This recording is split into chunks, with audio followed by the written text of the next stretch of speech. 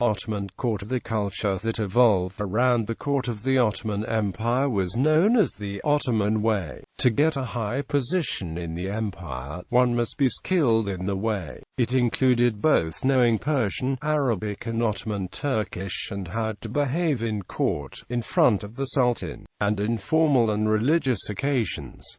The Ottoman Way also used to separate the nobles from the lower classes. Peasants and villagers were called Turks, while nobles were called Ottomans.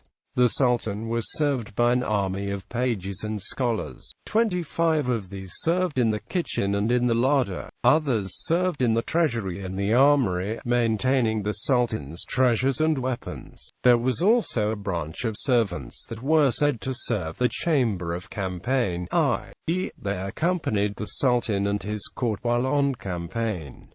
The best of the pages were chosen to serve the Sultan in person. One was responsible for the Sultan's clothing, one served him with drinks, one carried his weaponry, one helped him mount his horse, one was responsible for making his turban, and a barber shaved the Sultan every day. At the palace served also a great number of stewards who carried food, water and wood throughout the palace and lit the fireplaces and braziers. Doorkeepers numbered several hundreds and were responsible for opening the doors throughout the entire palace. The chief doorkeeper was responsible for escorting important guests to the Sultan. A number of lackeys served as messengers in the palace and the city, and from one of these were the imperial herald, who was a man entrusted by the Sultan to various tasks, among others to inform people who would take part in meetings of the divan. The harem was under the administration of the eunuchs,